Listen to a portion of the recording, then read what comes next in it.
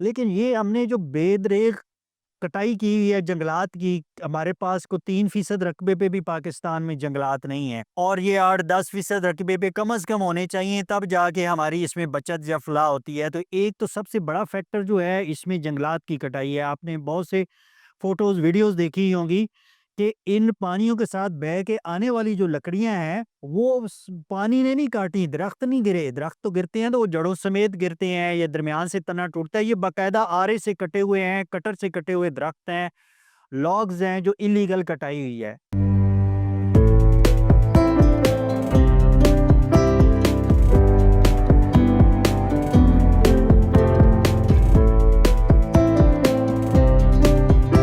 بسم اللہ الرحمن الرحیم۔ میرے پیارے ناظرین اور سامعین، میں ہوں آپ کا بھائی حافظ وسیع محمد خان، اور یہ ہے آپ کا جانا پہچانا یوٹیوب چینل حافظ وسیع ٹی وی۔ ناظرین، کے پی کے میں 400 سے زیادہ اموات ہو چکی ہے، کھیتیاں برباد ہو چکی ہیں، لاشوں کا پتہ نہیں ہے، گھر اجڑ چکے ہیں۔ میں سب سے پہلے یہ چاہوں گا کہ ان 400 سے زیادہ افراد جو آج اس دنیا میں نہیں رہے، ہم سب لوگ ان کی مغفرت کے لیے دعا کریں، اور جو بیمار ہیں اور جو زخمی ہوئے ہیں ان کی صحت یابی کے لیے دعا کریں، اور جن کے گھر اجڑ گئے ہیں ان کی آبادی کے لیے ہم دعا کریں۔ رحمان بابا نے، جو پشتوں کے بڑے مشہور شاعر ہیں، انہوں نے یہ فرمایا تھا کہ ایک زندہ آدمی کے لیے اس سے بڑی نصیحت کوئی نہیں ہے کہ وہ قبرستان میں سے گزرتا ہوا کسی قبر کو دیکھے۔ لیکن ہماری خوبی یہ ہے کہ ہم جب نماز جنازہ پڑھتے ہیں تو نماز جنازہ پڑھنے والے سب لوگوں کو یقین ہوتا ہے کہ صرف اسی آدمی نے مرنا تھا، ہم نے نہیں مرنا، اور وہ واپس دکانوں پر جا کر اور دفتروں میں جا کر وہی حرکتیں کرتے ہیں جو پہلے وہ کر رہے ہوتے تھے۔ وہ نماز جنازے کا اثر جو ہے وہ صرف وہ 5-10 منٹ کے لیے ان کے ذہنوں پر رہتا ہے۔ 2008 کے اندر ہم نے پاکستان ایگریکلچر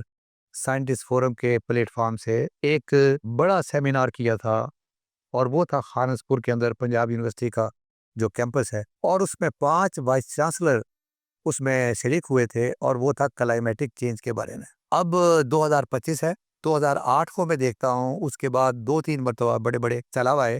اور ہر مرتبہ یہ سوچا گیا کہ یہ آخری مرتبہ ہوگا۔ تو اب مجھے اس بات کا خوف ہے کہ یہ آنے والا جو سیلاب ہوگا وہ اس سے زیادہ خطرناک ہوگا۔ تو سوال یہ ہے کہ ہمارا کچھ حق بنتا ہے کہ ہم اس سلسلے میں کچھ کام کریں۔ لوگ یہ کہتے ہیں کہ یہ اللہ تعالیٰ کے احکام سے دوری ہے، یہ اس کا نتیجہ ہے جو مصیبتیں ہمارے اوپر آ رہی ہیں۔ پارشلی میں ان سے ایگری کرتا ہوں، اس لیے کہ اگر اللہ اور اس کے رسول کے بتائے ہوئے حکم کے مطابق ہم کام کریں تو یہاں سڑکیں بھی صحیح بنیں، یہاں پلاننگ بھی صحیح ہو، اور کوئی اس میں سے پیسہ کرپشن کی نظر نہ ہو۔ لیکن جو لوگ پی این ڈی کو جانتے ہیں ان کو پتہ ہے کہ جہاں جتنے پیسے بجٹ میں منظور ہوئے ہیں، جب آخر میں وہ سڑک پر جاتے ہیں تو وہ کتنے % رہ جاتا ہے، اور اس کے نتیجے کے اندر پہلی ہی بارش کے اندر وہ برج بھی اپنی جگہ پر نظر نہیں آتا، اور وہ سڑک بھی بیٹھ گئی ہوتی ہے۔ تو میں آج آپ کے سامنے ماہر آبیات جناب ظفر اقبال بٹو صاحب کو میں لے کر آیا ہوں، اور میری ان سے گزارش یہ ہے کہ وہ آپ کے سامنے اس پورے سینیریو کو بیان فرمائیں کہ یہ کیوں ہوا، اور کیا اسے ہم کم کر سکتے تھے، یہ سوال ہے۔ اور میں نے انہیں یقین دلایا ہے کہ جو کچھ ان کا علم ہے، اور چونکہ یہ انٹرنیشنلی رینونڈ ہیں اور ان کو پاکستان میں بھی اور انٹرنیشنلی ریکگنیشن ملی ہوئی ہے، تو میں یہ چاہتا ہوں کہ یہ نان سٹاپ آپ کے سامنے اس ساری سینیریو کو بیان فرمائے، اور ساتھ یہ بھی بتائیں کہ آئندہ آنے والے وقتوں میں اس قسم کی مصیبت کو ہم اگر ختم نہیں کر سکتے تو ہم کم کیسے کر سکتے ہیں۔ ویلکم ظفر اقبال صاحب، میں آپ کا شکر گزار ہوں۔ آپ پہلے بھی تشریف لائے، لیکن اس وقت اتنی بڑی کیفیت ہمارے سامنے نہیں تھی۔ آج یہ ایک قیامت صغریٰ کا منظر ہے، تو اس سلسلے کے اندر میں چاہتا ہوں کہ میرے سننے والے آپ سے جان سکیں کہ ہم اپنے طور پر کیا کر سکتے ہیں، گورنمنٹ کیا کر سکتی ہے، اور انٹرنیشنل کمیونٹی کیا کر سکتی ہے۔ جی بہت شکریہ۔ پاکستان جو ہے وہ موسمیاتی تبدیلیوں سے متاثر ہونے والے ملکوں میں سر فہرست ہے۔ کچھ عرصہ پہلے تک ہم جو ٹاپ 10 ممالک ہیں ان میں 7ویں-8ویں نمبر پر آ رہے تھے، لیکن اس سال سے پاکستان جو ہے وہ سر فہرست ہے، اور جس کے اثرات اب ہم اپنی آنکھوں کے سامنے بھی دیکھ رہے ہیں۔ یہ حالات و واقعات جو ہیں یہ کوئی ایک دن کی پیداوار نہیں ہے، اور اس پہ کئی سالوں سے، صدیوں سے، کئی وقتوں سے چیزیں ہو رہی تھیں، اور کچھ ہمارے سامنے ہو رہی تھیں، کچھ ہو سکتا ہے ہمیں پتہ نہ ہو، لیکن یہ کوئی ایسی چیز نہیں ہے کہ یہ اچانک ہوئی ہے اور ہم بغیر بے خبری میں مارے گئے ہیں۔ پاکستان کے حوالے سے بات کریں تو پاکستان میں 90 کی دہائی میں ماحولیات کے متعلق آگاہی پھیلنا شروع ہوئی۔ اس سے پہلے چونکہ اتنی زیادہ اس پہ کچھ سائنٹیفک ریسرچ نہیں تھی،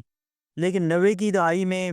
ماحولیات کے حوالے سے باتیں ہونا شروع ہوئیں، نیشنل سٹینڈرڈ بنے، ماحولیات کے ڈپارٹمنٹ بنے حکومتوں میں۔ اور پھر جب ہم آتے ہیں اس صدی کی پہلے جو 10 سال ہیں، اور جس میں اس صدی کے پہلے 10 سالوں میں ایک ڈراؤٹ کا سامنا کرنا پڑا پاکستان کو، جس میں خشک سالی تھی، تو اس سے پھر کلائمیٹ چینج کی باتیں بھی ہونا شروع ہوئیں، آرٹیفیشیل رین اور اس طرح کی جو باتیں شروع ہوئیں، تو اس سے پھر ایک کلائمیٹ چینج، اور پھر 2010 میں ہم نے ایک سپر فلڈ جو ہے دیکھا، جس سے سب کی آنکھیں کھل گئیں، چاہے سرکار کے لوگ تھے یا عوام تھے، اور پھر یہ چیز بالکل کھل کے سامنے آ گئی کہ یہ ایک ایسی چیز ہے کہ جو ہمارے لیے بہت خطرناک ہے، اور جس نے ہمیں جو ہے بہت آگے جا کے نقصان پہنچانا ہے۔ اب پاکستان موسمیاتی تبدیلی کی جب بات ہوتی ہے تو اس میں ایک آرگومنٹ دیا جاتا ہے کہ جی دیکھیں، موسمیاتی تبدیلی تو ہوتی ہے گرین ہاؤس گیسز کی وجہ سے، اور پاکستان میں گرین ہاؤس گیسز کی جو کنٹریبیوشن ہے گلوبلی، پاکستان کو 1% بھی نہیں۔ گرین ہاؤس گیس جو ہے وہ کاربن ڈائی آکسائڈ ہوتی ہے، زیادہ تر باقی گیسیں بھی ہیں لیکن زیادہ تر کاربن ڈائی آکسائڈ ہے، اور یہ ہوتی ہے کارخانوں سے، یا جو کوئلہ جلاتے ہیں ہم، تیل جلاتے ہیں، فیکٹری ہیں ہماری جس طرح تھرمل پاور پلانٹس ہیں، یہ جو گھروں میں فریج، اے سی وغیرہ ہم یوز کرتے ہیں، تو ان سب چیزوں سے یہ کاربن ڈائی آکسائڈ گیس اور ایسی گیسیں پیدا ہوتی ہیں جو کہ ماحول کے لیے مفید نہیں ہیں، اور جو کہتے ہیں کہ گلوبل وارمنگ یا دنیا کا درجہ حرارت بڑھانے کے لیے یہ اس کی رفتار کو بڑھا دیتی ہیں۔ تو ان گیسوں کے پیدا کرنے کے، ان کو پروڈیوس کرنے کے حوالے سے تو کہا جاتا ہے کہ جی پاکستان کا اس میں کوئی 1% کردار بھی نہیں ہے، اور یہ سارا جو گلوبل وارمنگ کا عمل ہے، گرین ہاؤس گیسز کا عمل ہے، اس کے پیچھے دنیا کے ترقی یافتہ ممالک شامل ہیں،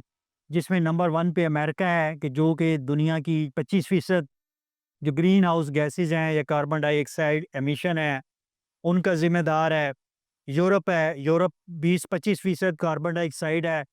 وہ یورپ نے پروڈیوس کی ہے، کیونکہ یہ ایسی گیسیں ہیں کہ ایک دفعہ پیدا ہو جائیں تو یہ بہت لمبے عرصے تک رہتی ہیں، یہ ختم نہیں ہوتی۔ اور اس کے بعد آج کل جو ہے چائنا نے لیڈ لی ہوئی ہے، کہ دنیا کا جو 30% جو کاربن ڈائی آکسائڈ ہے وہ چائنا پیدا کر رہا ہے، اور یہ ایک دن کا کام نہیں ہے، یہ جب سے صنعتی انقلاب شروع ہوا اور دڑا دڑ زراعت سے صنعت میں چیزیں جانا شروع ہوئی، تو یورپ میں، امریکہ میں اس پہ بہت زیادہ، کیونکہ اس وقت اس چیز کی آگاہی بھی نہیں تھی، تو یہ ایک سلسلہ وہاں سے شروع ہوا جس نے اب آ کے ایک پیک پکڑ لی ہے۔ تو اس میں کیونکہ یہ گیس ہے اور گیس کی کوئی باؤنڈریز، کوئی لمٹ نہیں ہوتی، وہ جب ہوا میں، فضا میں چلی جائے تو وہ ہوا کے ساتھ پوری دنیا میں کہیں بھی جا سکتی ہے۔ تو چاہے پاکستان 1% پروڈیوس کر رہا ہے، چاہے پاکستان 1% بھی نہیں کر رہا، 0% کر رہا ہے، اسٹل چونکہ ہم اس دنیا میں ایک ملک ہے اور اس آب و ہوا کے اندر رہ رہے ہیں، تو جو گیسیں آلریڈی پروڈیوس ہو چکی ہیں اور ان کے جو اثرات ہیں ان کو ہم نے فیس کرنا ہے۔ اب سوال یہ پیدا ہوتا ہے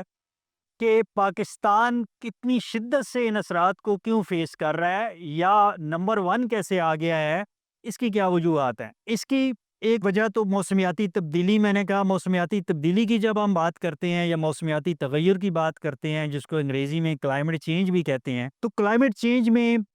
ایک تو درجہ حرارت کی تبدیلی ہے، جیسے گیسز کی میں نے بات کی، سورج سے جو روشنی آتی ہے زمین تک پہنچتی ہے، تو وہ ساری کی ساری حرارت جو ہے راستے میں حرارت نہیں ہوتی، وہ ایک شعاؤں کی شکل میں آتی ہے۔ آپ زمین پہ دیکھیں 40-50 ڈگری سینٹی گریڈ میں آپ پھر رہے ہوں گے، آپ تھوڑی سی بلندی پہ چلے جائیں کسی پہاڑ کی چوٹی پہ 10-12 ڈگری سینٹی گریڈ ہو جائے گا، آپ کسی ہوائی جہاز میں سفر کریں تو وہ کہیں گے جی کہ ہم اتنی 1000 فٹ کی بلندی پہ سفر کر رہے ہیں تو درجہ حرارت مائنس میں ہوگا، 0 میں ہوگا، تو سورج کی روشنی تو آ رہی ہے، لیکن یہ حرارت کہاں سے آتی ہے؟ یہ جب سورج کی روشنی ٹکراتی ہے زمین سے اور پھر زمین گرم ہوتی ہے اور وہ گرمی جو بہتی ہے واپس شعاعیں، تو وہ بیسیکلی حرارت ہوتی ہے، اور وہ پھر ایک لیول پہ جا کے وہ بھی ختم ہو جاتی ہے یا ڈیفیوز ہو جاتی ہے۔ لیکن یہ اگر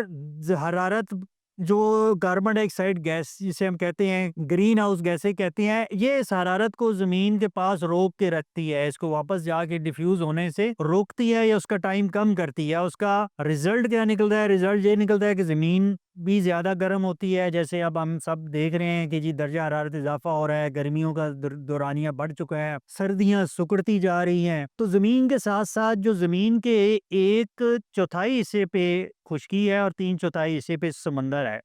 تو لہٰذا زمین کے ساتھ ساتھ یہ حرارت جو ہے اضافی حرارت جسے ہم کہیں یہ قدرتی حرارت ہے، وہ تو ایک عمل ہے قدرتی کہ زمین گرم ہوگی، سمندر گرم ہوں گے، بارشیں ہوں گی، بادل ہوں گے، وہ ایک صدیوں سے چل رہا ہے نظام اور ایک ماحول کا بیلنس برقرار ہے۔ لیکن اس بیلنس میں آ کے یہ تھوڑا سا جو انسانوں نے اپنی صنعتوں کی وجہ سے، اپنے ہرس اور لالچ کی وجہ سے، کمرشلزم کی وجہ سے جو بھونچال پیدا کر دیا ہے، ایک تھوڑا گیسوں کا نظام جو ہے، جو قدرتی نظام ہے، اس کو تھوڑا ڈسٹرب کر دیا ہے، تو اس کی وجہ سے یہ جو اضافی حرارت ہے یہ زمین کو بھی زیادہ گرم کرتی ہے، درجہ حرارت اوسط بڑھ رہی ہے، اور ساتھ ساتھ جو سمندر ہیں، سمندروں کو بھی یہ گرم کر رہی ہے۔ اور پچھلے 50 سال کا ایک ڈیٹا نکالا گیا ہے کہ 1955 سے 2005 تک کا، تو وہ یہ شو کر رہا ہے کہ جو سمندروں کا ٹاپ کا جو 1 میل ہے، 1 میل جو پانی کی گہرائی ہے، وہ اوسطاً زیادہ گرم ہو چکی ہے اس سے کہ جو 1955 سے پہلے صدیوں سے جو سمندروں کی ایک اوسطاً درجہ حرارت ہوتا تھا، یعنی وہ پانی جو ہے اب سمندروں کا زیادہ کمپیریٹیولی گرم ہے۔ اچھا، اس کے گرم ہونے کا اثر کیا ہے؟ اس کے گرم ہونے کا اثر یہ ہے کہ زیادہ بخارات بنتے ہیں۔ زیادہ بخارات کا مطلب ہے کہ ہوا میں زیادہ بخارات جانے سے زیادہ بادل اور بارشیں، اور یہ ایک سائیکل چلنا شروع ہو جاتا ہے۔ تو یہ ایک موسمیاتی تغیر ہے جس میں ایک چیز آ گئی ہے کہ زیادہ گرمی کی وجہ سے زیادہ بارشیں ہونا، اور وہ بارشیں ایسے نہیں کہ وہ بخارات زیادہ ہو گئے تو زیادہ بارشیں، وہ بارش کم ٹائم میں زیادہ بخارات بن جائیں تو کیا ہوگا کہ زیادہ شدت کی بارش ہوگی، اور پھر اس کی دورانیہ جو ہے وہ کم ہوگا لیکن اس کی شدت بڑھ جائے گی۔ دوسرا جو ایفیکٹ ہے کہ جب درجہ حرارت بڑھتا ہے تو زمین کی سطح کے اوپر جو پانی فریش واٹر ہے، جیسے تو زمین کا جو ہے 97% تک پانی سمندروں میں ہے، لیکن جو 3% سمندروں کے علاوہ ہے اس میں سے بہت بڑا حصہ زمین کے اوپر یہ گلیشیئرز کی شکل میں پڑا ہوا ہے، جس میں سب سے بڑا حصہ تو یہ تبت کے جو پہاڑ ہیں ان سب پہ پڑا ہوا ہے، جس میں پاکستان کے شمالی علاقے بھی آ جاتے ہیں، جس میں K2 ہے، جس میں ماؤنٹ ایوریسٹ ہے، اور یہ ساری چوٹیاں ہیں۔ اسی طرح دوسرا جو برف کا بڑا حصہ زمین کے اوپر پڑا ہوا ہے وہ انٹارکٹیکا پہ پڑا ہوا ہے یا قطب شمالی پہ پڑا ہوا ہے۔ تو درجہ حرارت بڑھنے سے یہ برف بھی پگھل رہی ہے، یہ برف پگھل کے پانی میں بھی تبدیل ہو رہی ہے، اور دوسرا جو برف کے بڑے بڑے بلاک ہیں جو پورے پورے پہاڑوں سے بھی بڑے تھے وہ ٹوٹ رہے ہیں، ٹوٹ پھوٹ کے وہ ان کے ٹکڑے بن رہے ہیں اور وہ پھر سمندروں میں جا رہے ہیں، تو اس سے بھی ایک جو ہے سمندروں کی سطح میں بھی آن ایوریج اضافہ دیکھا گیا ہے کہ 100 ملی میٹر تک کہا جاتا ہے کہ سمندر کی سطح جو ہے وہ بلند ہو چکی ہے۔ اور اس کا نقصان کیا ہے کہ جتنے بھی ساحلی علاقے ہیں پاکستان میں، تو کراچی سب سے بڑی پورٹ ہے، اور اگر یہ اسی طریقے سے سمندر کی سطح میں اضافہ ہوتا رہا تو کراچی کو بھی خطرہ ہے کہ وہاں پہ بھی سمندر سے بھی فلڈنگ ہو سکتی ہے۔ ابھی تو ہم بارش سے فلڈنگ دیکھ رہے ہیں۔ تو دوسرا بڑا جو موسمیاتی تغیر کا نقصان ہے یا جسے کہیں خطرہ ہے وہ یہی ہے کہ جو ہمارے گلیشیئر ہیں یہ پگھل رہے ہیں، ٹوٹ پھوٹ رہے ہیں، برف کم ہو رہی ہے۔ یہ قدرتی ڈیپ فریزر ہیں جن کے اندر قدرتی طور پہ فریش واٹر، تازہ پانی سٹور ہے، اور یہ اگر تیزی سے پگھلیں گے اپنی قدرتی رفتار سے زیادہ تو یہ پانی جلدی ختم ہونے کا چانس ہے۔ صدیاں لگی ہیں ان گلیشیئرز کو بننے میں، تو یہ ایک بہت بڑا ہمارا اس میں خطرہ ہے۔ تو جو درجہ حرارت کا اضافہ، جو بارشوں میں اضافہ، اور پھر اس کے بعد جو گلیشیئرز کا پگھلنا، تو ان کی وجہ سے اب پاکستان کی، جب ہم کہتے ہیں سب سے زیادہ متاثر ہونے والا ملک، تو اس کی وجہ یہ ہے کہ ایک تو پاکستان میں گلیشیئرز بہت زیادہ ہیں۔ پاکستان میں کہا جاتا ہے کہ کچھ 7,000 کے قریب جو ہے گلیشیئرز موجود ہیں، اور جب وہ پگھلیں گے تو اور پگھل رہے ہیں تو ڈیفینیٹلی اس سے یہ ہے کہ ہمارے دریاؤں میں پانی زیادہ آئے گا، ہماری فلڈنگ زیادہ ہوگی، ہمارے جو پہاڑوں کی ڈھلوانے ہیں، جو سلوپ ہیں، ان پہ پانی زیادہ آئے گا۔ نمبر 2، جو ہماری آج کل جو ہم چیز دیکھ رہے ہیں بیسیکلی وہ یہی ہے کہ جو درجہ حرارت اور موسمی تغیر میں اضافے کی وجہ سے، درجہ حرارت میں اضافے کی وجہ سے جو اضافی نمی آتی ہے فضا میں، جو اضافی موئسچر آتا ہے، وہ بادلوں کی شکل اختیار کرتا ہے، اور پھر یہ بادل جو ہوتے ہیں یہ جب خصوصاً پہاڑی علاقوں میں جاتے ہیں تو پہاڑی علاقوں پاکستان کی اصل میں جو جیوگرافی ہے وہ ایسی ہے، قدرتی طور پہ ایسی ہے کہ جب ہمارے شمالی اور جو مغربی علاقے ہیں اس میں پہاڑ ہیں تو یہ زیادہ نمی والے زیادہ، کیونکہ کہا جاتا ہے کہ 1 ڈگری سینٹی گریڈ اگر اضافہ ہوتا ہے درجہ حرارت میں تو سمندروں سے یا واٹر باڈی سے یا پانی والے جو علاقے ہیں وہاں سے 7% زیادہ نمی پیدا ہونا شروع ہو جاتی ہے۔ تو اس لیے یہ زیادہ نمی والے بادل جو ہیں جب پہاڑی علاقوں میں جاتے ہیں آگے سے رکاوٹ آتی ہے تو پھر کیا ہوتا ہے، یہ نمی اکٹھی ہو جاتی ہے اور اکٹھی ہی بارش ایک ایسی صورت میں برستی ہے کہ جس کو ہم ٹیکنیکلی آج کل آپ سن رہے ہوں گے کلاؤڈ برس کا ایک لفظ ہے۔ کلاؤڈ برس کو سادہ الفاظ میں آپ یوں سمجھ لیں کہ آپ ایک بندہ شاور سے نہا رہا ہے، شاور سے جو پانی آ رہا ہے وہ آپ کی نارمل بارش ہے، قدرتی بارش ہے، اور اسی جگہ کے اوپر اگر پوری بالٹی بھر کے یک دم آپ اس کو الٹا دیں اسی شخص کے اوپر تو وہ جو پانی ہوگا کلاؤڈ برسٹ اس کو ہم کہیں گے۔ تو نارمل جو بادل ہوتے ہیں وہ بارش برساتے ہیں جو رحمت ہوتی ہے، جو کلاؤڈ برس ہوتا ہے اس میں بادل اس طریقے سے اکٹھے ہو جاتے ہیں۔ اچھا یہ اکٹھے کیوں ہوتے ہیں؟ اگر قدرتی جب رکاوٹ آتی ہے تو یہ جو گرم ہوا ہوتی ہے جو ان نمی کو لے کے پھر رہی ہوتی ہے یہ اوپر کی طرف جاتی ہے،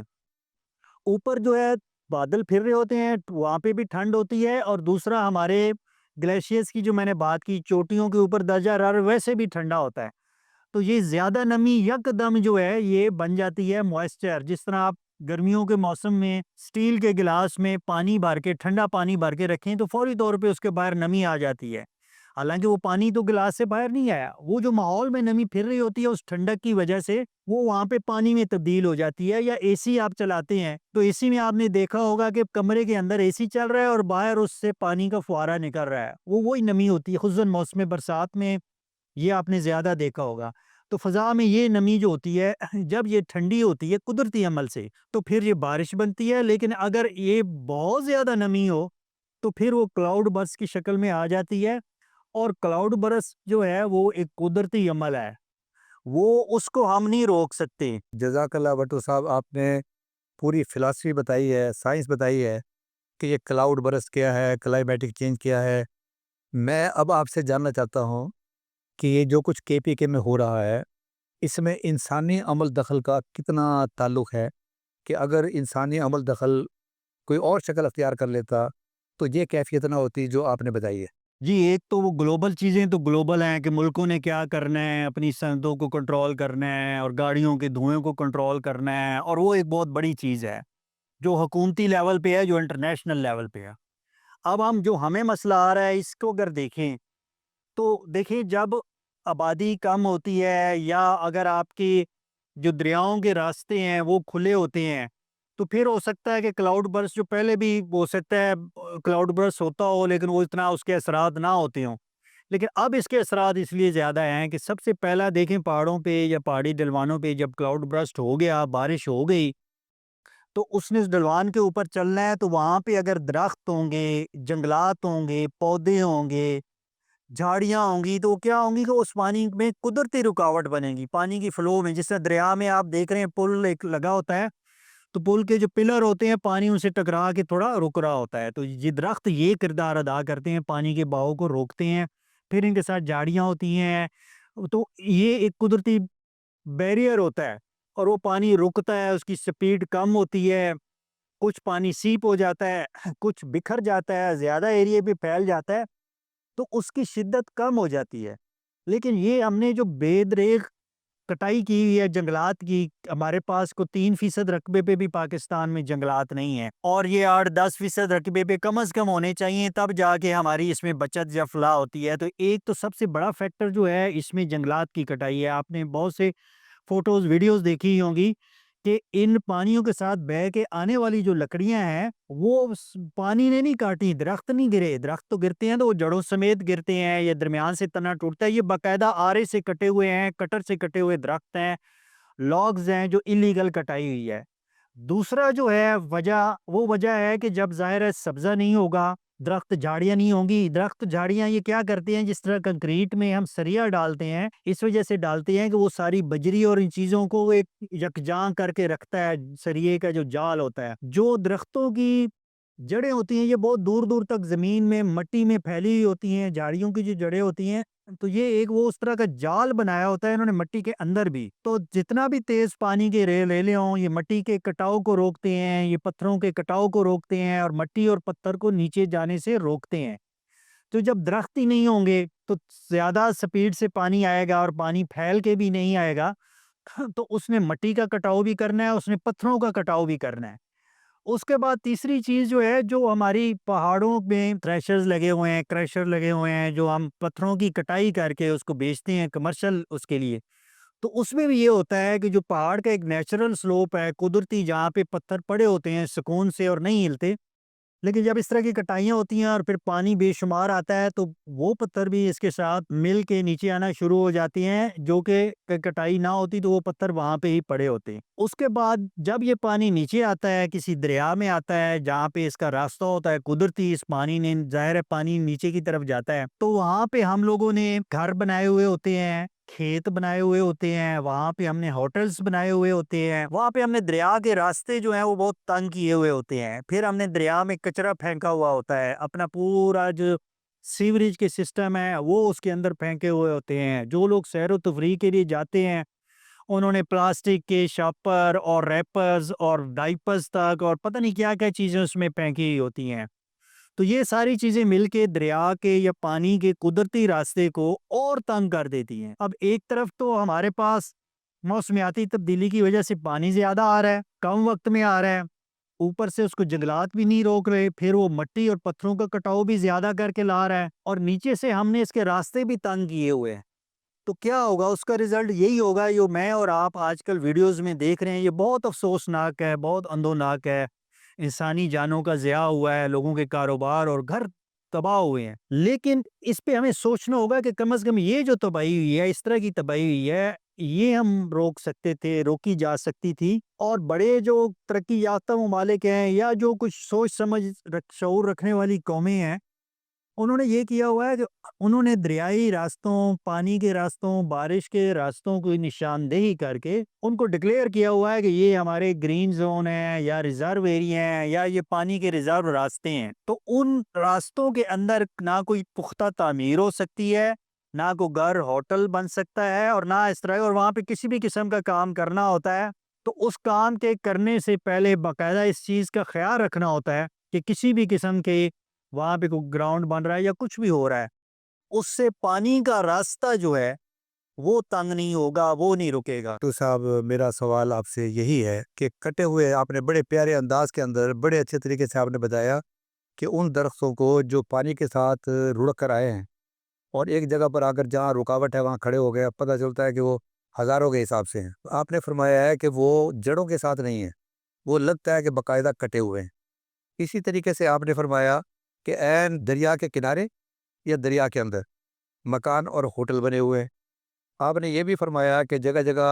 جو ہے بجلی بنانے والی مشینیں لگی ہوئی ہیں۔ میرے کہنے کا مقصد یہ ہے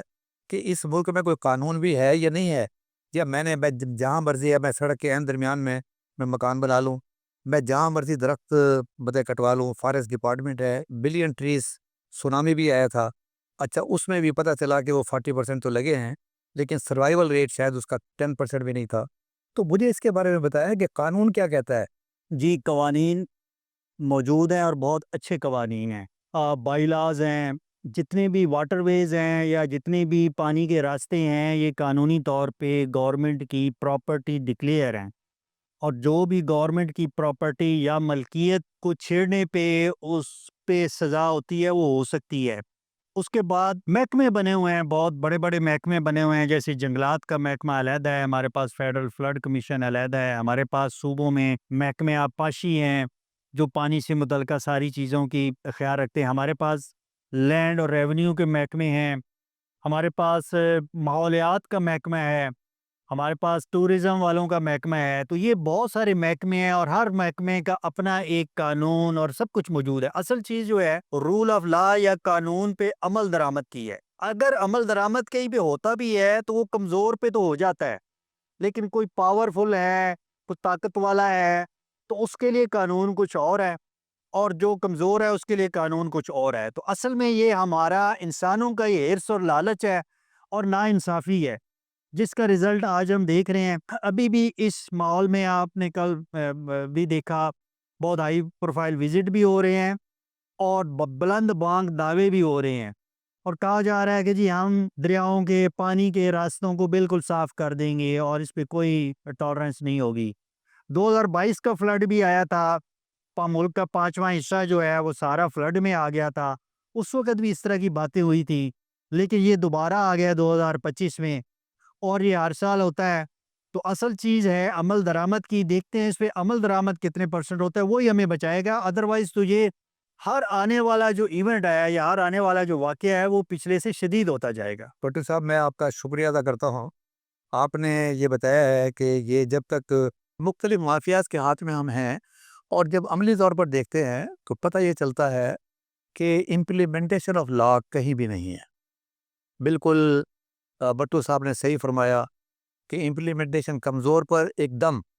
اور بالکل اس طریقے سے جو اسلامی طریقہ ہے کہ فوری طور پر انصاف یا سزا اور جزا سزا اس کو مل جائے گی، لیکن جہاں طاقتور کی بات آئے گی وہاں پر یہ ناممکن ہے۔ ہم روز روڈ پر دیکھتے ہیں موٹر سائیکل والوں کو پولیس والوں نے روکا ہوتا ہے، جتنی بڑی گاڑی ہوگی اس کو وہ کبھی نہیں روکے گا۔ تو میں بٹو صاحب سے گزارش کروں گا کہ اس پروگرام کو سم اپ کرتے ہوئے آپ ذرا بتائیں کہ اب کرنے کا کیا کام ہے۔ دیکھیے جی، ایک تو قدرتی عوامل ہیں، ان کے سامنے تو انسان بے بس ہے، وہ سوچ بچار کر سکتا ہے، لیکن جو کچھ ہم کر سکتے ہیں، سب سے پہلا کام جو کرنا چاہیے وہ ہمارے جو اتنے ادارے بنے ہوئے ہیں ان ساری چیزوں سے ڈیل کرنے کے، جس میں منسٹری آف کلائمیٹ چینج سے لے کے واٹر ریسورسز کی ہمارے پاس منسٹری ہے، اس کے نیچے ہمارے پاس ڈیزاسٹر مینجمنٹ کی صوبائی اور فیڈرل لیول پہ ایجنسیاں ہیں، اتھارٹیز ہیں، محکمے ہیں، اریگیشن کے، ایگریکلچر کے، جنگلات کے، اور ان کے قوانین ہیں۔ لیکن جو لوگ جن لوگوں پہ ذمہ داری عائد ہوتی ہے، جنہوں نے ان کو امپلیمنٹ کرنا ہے، کیا ان کو یہ احساس ہے کہ یہ کتنا بڑا ایشو ہے؟ کیا وہ ماحولیاتی تبدیلیوں کو سمجھتے ہیں؟ کیا ان کے اثرات کو سمجھتے ہیں؟ ان جدید خطوط پہ میرا خیال ہے ان کی تربیت ہونے کی ضرورت ہے۔ ان کو جدید جو اس سائنس ہے، اس کے امپیکٹس ہیں، اثرات ہیں، ان پہ ٹریننگز ہونی چاہیے، ان کی کیپیسٹی بلڈ ہونی چاہیے، تاکہ وہ ویژن لے کے، وہ سوچ لے کے وہ ایکشنز لیں۔ اگر جو روایتی طریقہ کار ہے، روایتی طریقہ کار میں اس کا رزلٹ نہیں نکلنا ہے، کیونکہ یہ ایک نیا فینامن ہے، نئی چیز ہے، نئی سائنس ہے، اور اس کے لیے نئے سوچ، نئے ٹولز کی ضرورت ہوگی۔ تو کم از کم جو موجودہ ادارے بجائے نئے ادارے بنانے کے، ان میں جو لوگ بیٹھے ہوئے ہیں ان کی کیپیسٹی بلڈنگ اور ٹریننگ کی بھی از حد ضرورت ہے۔ ادروائز ہم جتنے اچھے پلان بنا لیں، جتنی امدادیں باہر سے ہم لے لیں، آن گراؤنڈ جن لوگوں نے امپلیمنٹ کرنا ہے، اگر وہ اس چیز کو نہیں سمجھ سکتے تو پھر آن گراؤنڈ امپلیمنٹیشن نہیں ہوگی۔ جزاک اللہ بٹو صاحب۔ ابھی پروگرام کو ختم کرنے سے پہلے مجھے ایک میسج ملا ہے اور ایک فارسٹ آفیسر کا ملا ہے۔ اس کا یہ کہنا ہے کہ میں اگر کسی جگہ پر درخت کے کٹنے کے اوپر کوئی ایکشن لیتا ہوں تو کیا گارنٹی ہے کہ گورنمنٹ میرے پیچھے کھڑی ہوئی ہے؟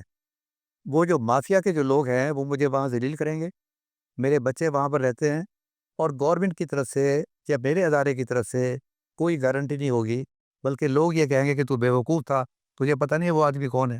تو میرا خیال یہ ہے کہ ہمیں مائنڈ سیٹ تبدیل کرنا پڑے گا، کیپیسٹی بلڈنگ کرنی پڑے گی، اور امپلیمنٹیشن آف لا جب تک ہم نہیں کریں گے تو یہ 2025 کی کہانی دہرائی جاتی رہے گی، شاید اس سے ورس کنڈیشن۔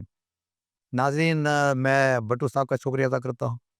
اور امید ہے کہ آپ ایز اسٹیک ہولڈر آپ اس بات کو سمجھیں گے، اور جہاں جہاں آپ ہیں اپنی کیپیسٹی کے اندر اس کلائمیٹک چینج کا اس طریقے سے مقابلہ کر سکیں گے جس طرح ایک عربی کہاوت میں کہا گیا ہے۔ عربی کہاوت میں یہ کہا گیا ہے کہ اگر اونٹ بہار پر آیا ہوا ہو، وہ جب وہ زبان نکالتا ہے اور گڑ گڑ کرتا ہے اور اس کے منہ سے جھاگ نکل رہی ہوتی ہے، ایک وہ اس کو چھیڑنا نہیں ہے۔ اور دوسرا انہوں نے بتایا ہے کہ جب کبھی غلام، چونکہ وہ عربوں کے اندر غلامی کا تصور تھا، اگر کبھی آپ کے غلام کا چہرہ سرخ دیکھیں تو اس کو بھی اس وقت نہیں چھیڑنا، آپ نے منہ تبدیل کر لینا ہے۔ اور تیسرا، قدرت کا جو قانون ہے، قدرت کے قانون کے مطابق اپنے آپ کو ڈھالنا ہے۔ بالکل، اگر کلائمیٹک چینج آتی ہے تو کلائمیٹک چینج کو ہم اس کے مطابق ڈھالیں، وہ جو ضروری چیزیں ہیں جو کلائمیٹک چینج کے ساتھ اور ہم اکٹھے رہ سکیں، ہمیں اس کے اوپر توجہ دینی چاہیے۔ وما علینا الا البلاغ المبین۔